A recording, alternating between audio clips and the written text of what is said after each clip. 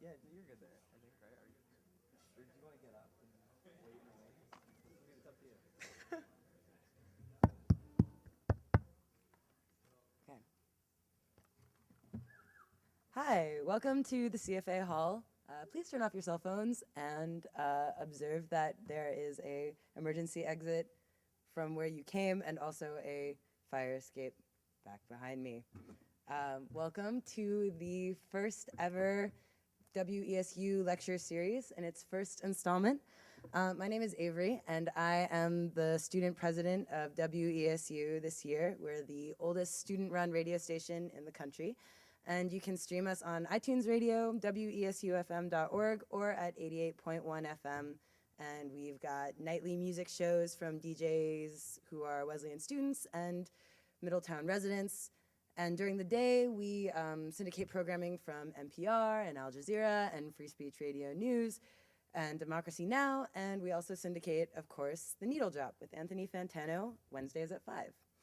So Anthony Fantano is a music critic renowned for his incisive and witty reviews of rock, pop, electronic hip-hop, and experimental music of the independent persuasion. He has become a prominent voice through his radio show on WNPR in Hartford and his podcast on iTunes, but it's his YouTube channel that has garnered over 80,000 subscribers and has made him as feted, admired, scorned, debated, hyped with all the polarizing power of the internet. To his most die-hard fans, Anthony Fantano is, well, I think Tumblr user Free Gucci said it best. Anthony Fantano is probably the single biggest influence in my life. No musician, no celebrity, and no public figure has had such an immense influence in my life. His YouTube channel is what got me into music of all sorts and sounds. My life really made a 180 once I got hooked on his videos. This quote was liked by 2 of Gucci's friends. Anthony is here today thanks to the efforts of Mickey Capper, WESU's tech director, and Adam Wexler, our personnel director. Thank you. They did everything. And these guys will facilitate a Q&A after the talk. And yeah, Adam will pass the mic around the room here. And Mickey is fielding questions from the Twitterverse. So we're also streaming this live. So all of you out there in the internets, tweet in. It's at WESU, and I think you can, at WESU Middletown. Is there an underscore? At WESU Middletown. And so with that, ladies and gentlemen, the internet's busiest music nerd, Anthony Fantano.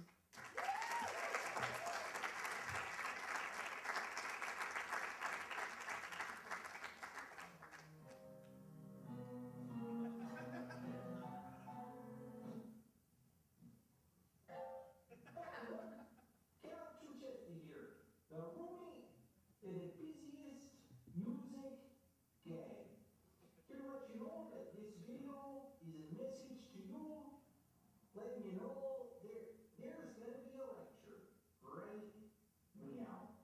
Anthony's gonna talk to you about things.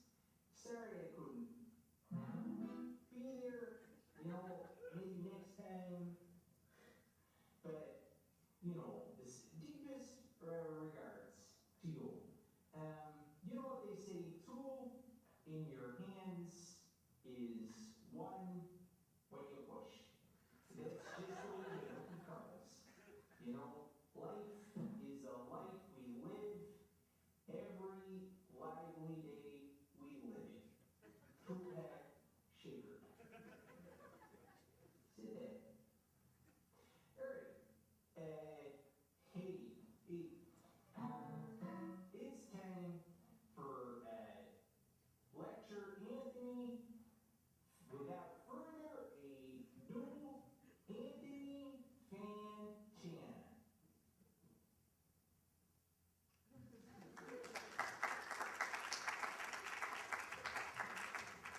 Come on, DJ.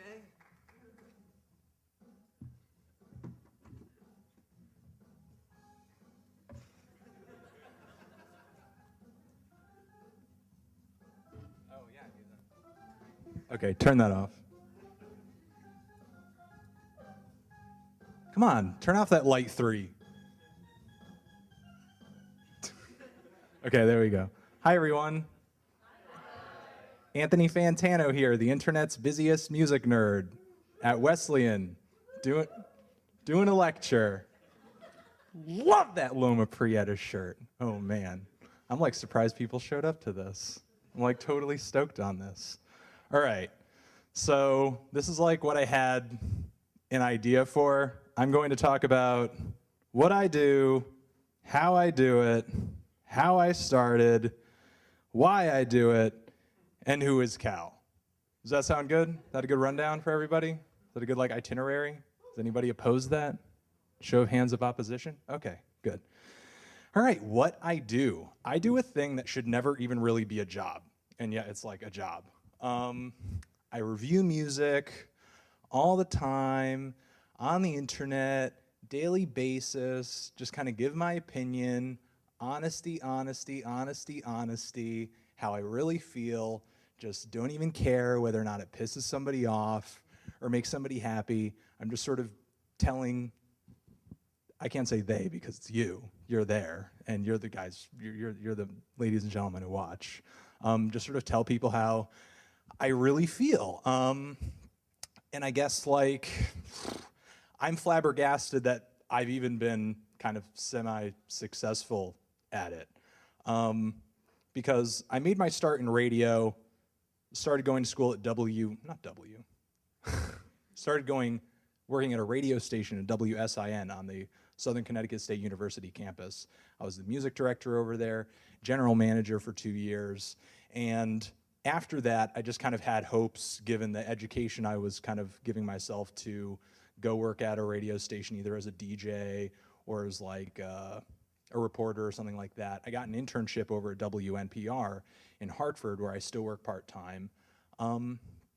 And at the time, they had just gone from being an all-classical station to an all-talk and news station. And so because of that, they were repeating a lot of programming. And I just kind of made some demos for the general manager, and you know, for a music show kind of featuring one album for like half an hour, just kind of talking about the inner workings of it, introducing songs, or just talking about the dynamics of it, the history of the band and all that stuff. And the general manager, lo and behold, liked it, ended up being a podcast on their website, and eventually, I think later that year, and this is like in 2007, maybe toward the beginning of 2008, just turned into a half an hour show on the air. And you know, I was just kind of making the radio show that I ideally would love to hear on the radio. Not a lot of talking, you know, just some introduction and information. Always say the name of the song, because I hate when that happens and you hear a song that you like and you don't know what it is.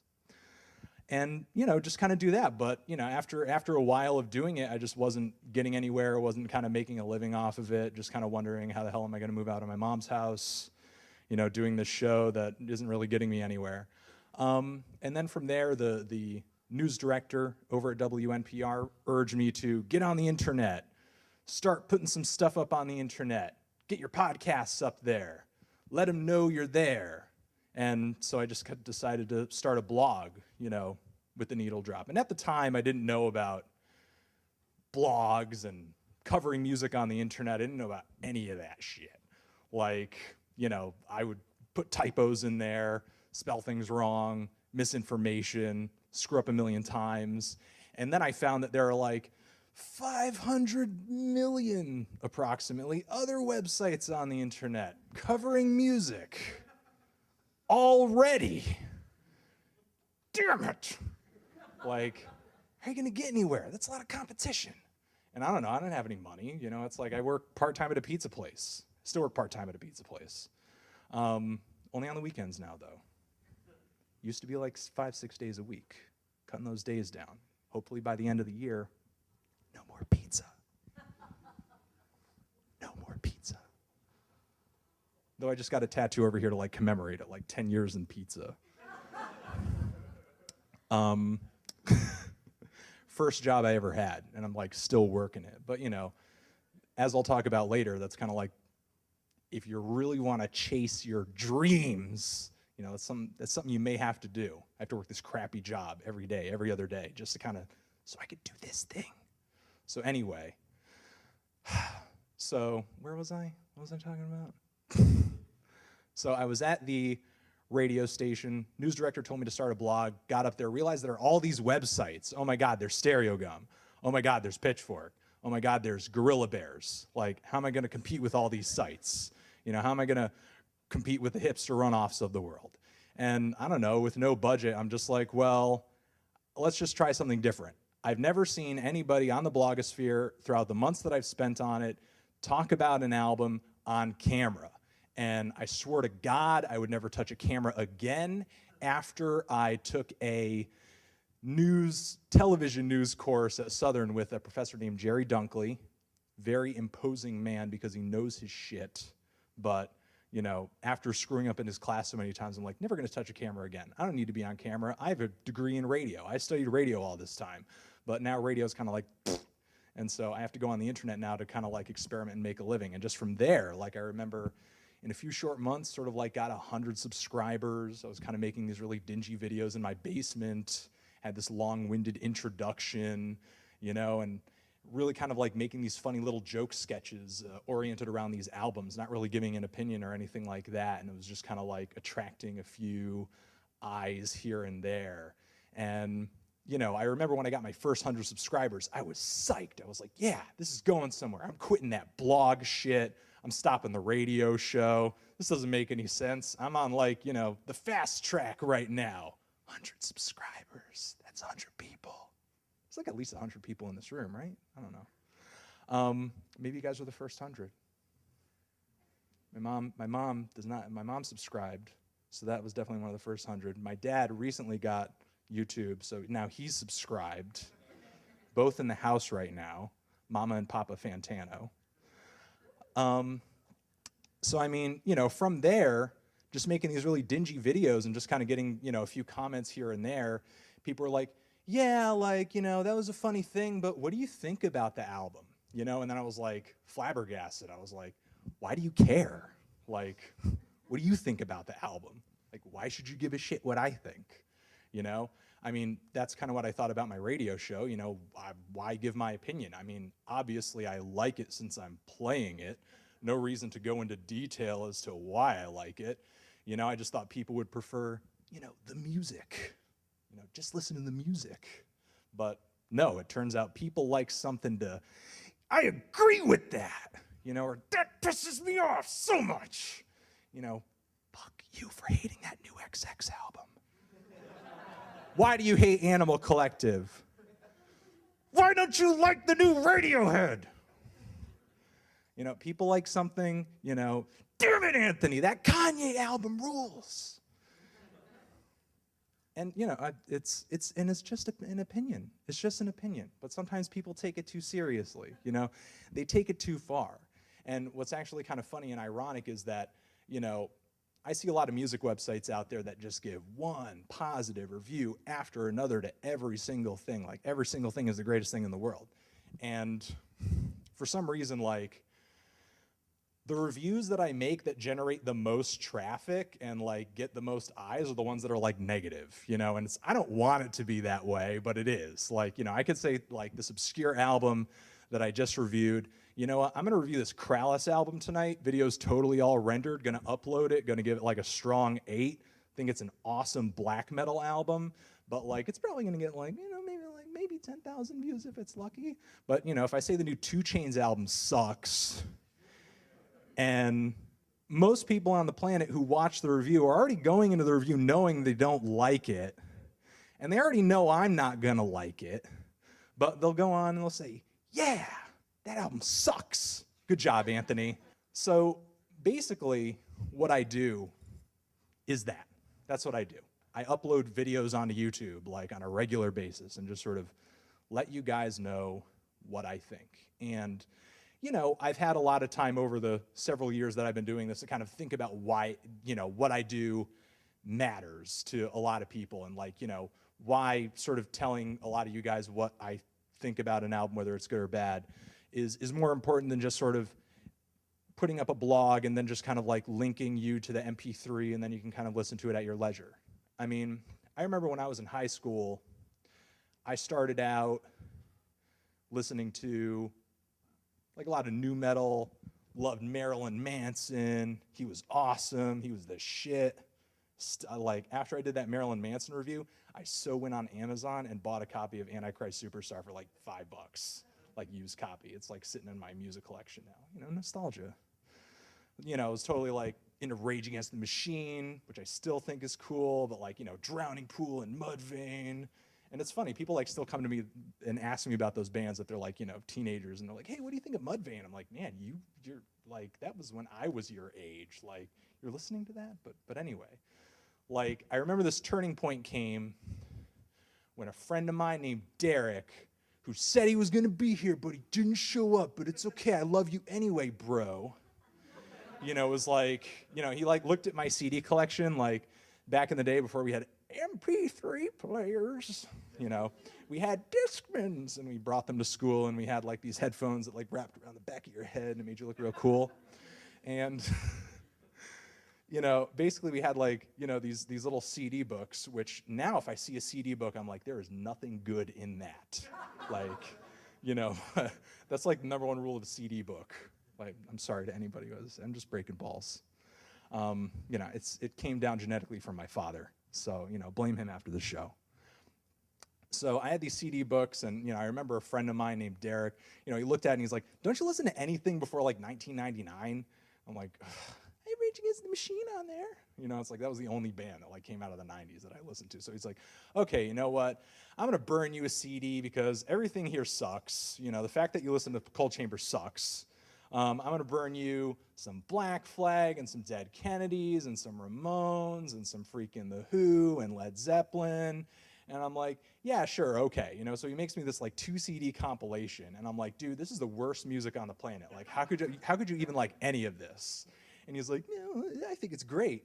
But then I remember this one song from the Dead Kennedys, like off their album, In God We Trust Incorporated, We Got a Bigger Problem Now, which is kind of like a reworking of the song California Uber Alles, which is, in that song, they're kind of singing about the governor of California, but on that We've Got a Bigger Problem Now, they're singing directly about Ronald Reagan, and I remember that song, like it was the best recorded song out of the bunch, and for some reason, the intensity of that song just hit me, and from there, I was just like kind of going back, kind of taking the speed, and kind of taking just like the rough guitar playing from that song, kind of like, listening to it in the other songs, I'm like, okay, hey, this Misfits song isn't like so bad, this other, band isn't so bad, this Vibrator song is pretty cool.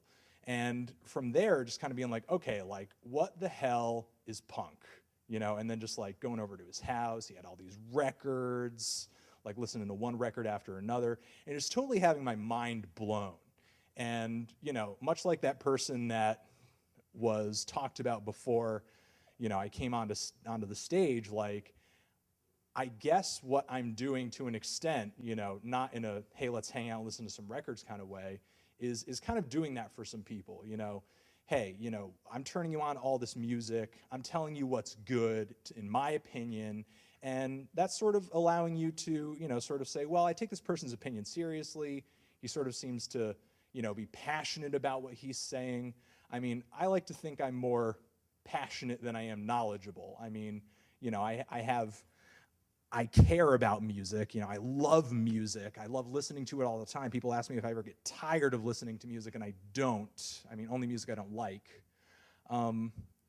But, being there to kind of open somebody up to a different kind of music that they'd never heard before could totally potentially change the way they think and the way they view the world. And that's exactly what happened to me when a friend of mine had turned me on to punk music, because it just signaled to me that, hey, this thing is obscure, nobody knows about this shit, and yet it's like a really great idea, and from there, I kind of went to think, well, here's this underground version of rock. Is there like this underground, more obscure version of this other genre that, I haven't heard of before that's really cool? You run across people all the time that say, I hate country and hip hop, or, I totally don't listen to metal. Metal's for children, or what's that hipster bullshit that you're listening to?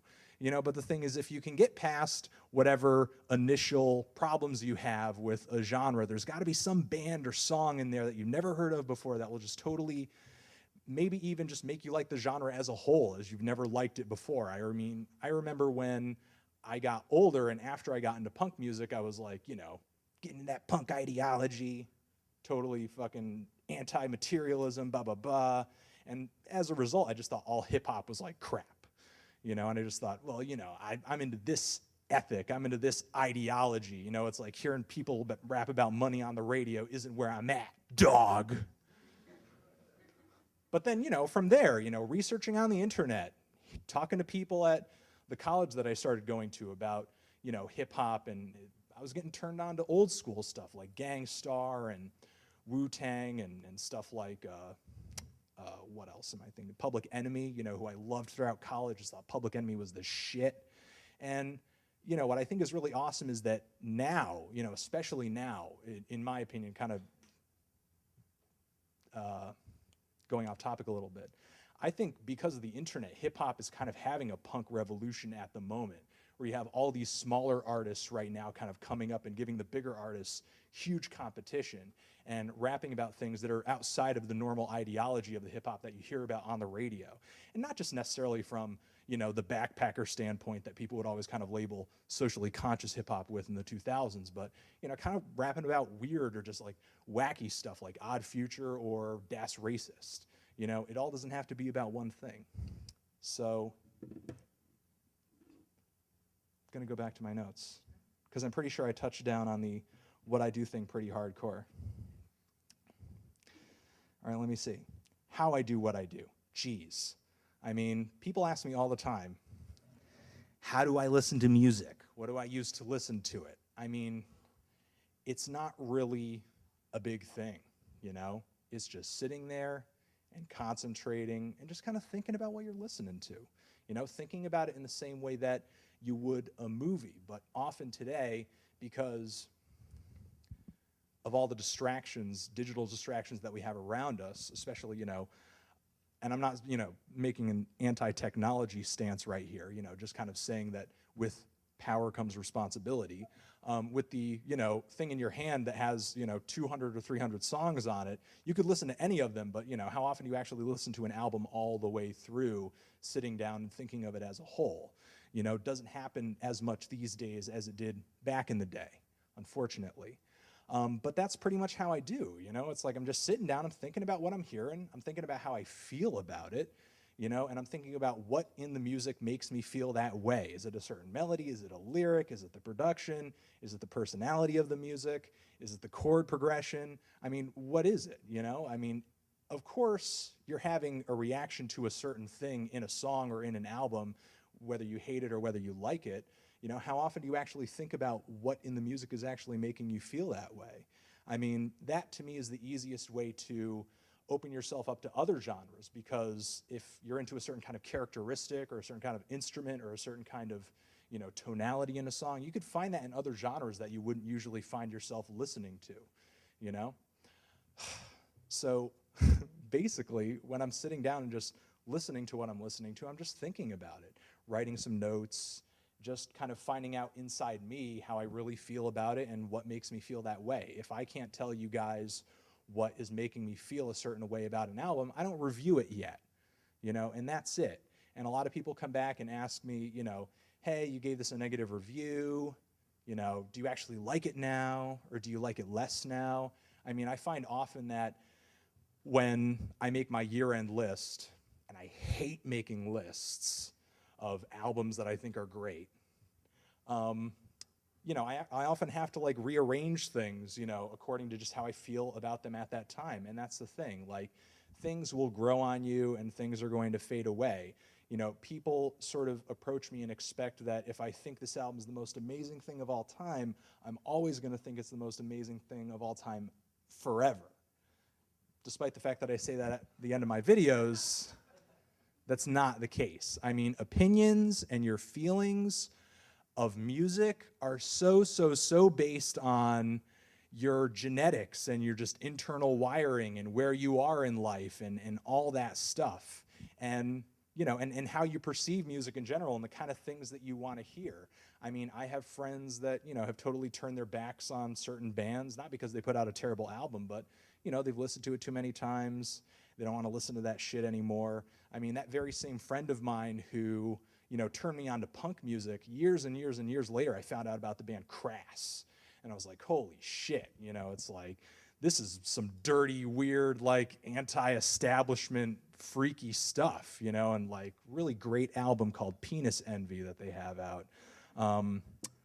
Really great, like kind of artsy post-punk female vocals on there. It's a really rowdy album, but I remember showing it to him and he's like, this is okay. Whereas I know if I had found out about that when we were much younger, he would have been like, this is awesome. They got that badass logo and everything. Got to get a shirt with that. Who's going to see the Misfits in New Britain on the 30th? Go see Jerry Only. I want your skull. But they will not play anything off of Earth AD, which pisses me off. It's like my favorite Misfits album. They never play anything off of Earth AD, the new Misfits. So, basically that's kind of, in my opinion, how I do what I do. Opinions are ever changing. Opinions are not static things. I mean, I like to think of my reviews personally as just kind of being how I felt about something at the time. Do I worry about 30 years from now, am I going to put on Death Grips the Money Store and think, this is shit? I don't, because there's no use in it. I mean, you're never going to feel the same way about an album forever. And if you are, I mean, I think it's because you stopped listening. Because, I mean, you should always be turning yourself on to new stuff. Always be into new things and introducing yourself to new things. Even, if you kind of feel deep inside of you, 20 years from now, you have that thing like, when I was a kid, we had music. You know what I mean? Not this. You know what I mean? I feel like there's a bit of that now when, there are some dudes who are older fans of certain kinds of music, maybe 10 or 15 years older than me, and then I'll like something like Tonight. Anybody listen to that new EP they put out? Like a lot of loud, banging electronic music on there with not a lot of complications on there. Just pow, pow. I remember somebody wrote there's one music video they put online where like some dude is wearing like a Needle Drop t-shirt at the end. Like you can catch that. And like I remember after I reviewed it, like a few days later, the top comment on that video, top thumbed up comment was, Anthony Fantano throwing dollar bills at strippers. Like that's like the soundtrack. And if I was gonna do that, I gotta agree. I mean, honestly, it's like it's like colorful and weird. But the thing is like, people who are older and, grew up with like acid house and tech house and like, stuff like that are like, Anthony, if you grew up during, the 90s and was listening to Prodigy and stuff like that, you wouldn't like this shit, and maybe you're right, but that's not where I am, so who cares? I still like that, what you just brought up, but that doesn't mean I can't like this other thing, and that's another thing. Do not get yourself bogged down in like, okay, like, I hear a song that is soft, that is delicate, and is beautiful, and because I like all those things, I have to not like anything that is the antithesis to that, I can't like something that's loud and harsh and fast and, screaming and things like that. I'm into the... And that's good, that's really good. But the thing is, you can't just turn yourself off to the opposite just because you're into the one thing. And, these are the things that I'm always thinking of when I am thinking of whether or not I like an album. Am I disliking this because of some kind of bias? Am I disliking this or am I liking this because it's just something I've never heard before, but then maybe 5 weeks down the road I'm gonna think, that's pretty bad, Keep yourself open to different kinds of music, especially as you grow older. And I think it's gonna be easier to do that as you use the internet because, a lot of people who are older than you pretty much had to rely on the radio to turn themselves on to new music. And of course, as soon as the kind of music they grew up with went out of style, they were forced to listen to, this other stuff. Right now, that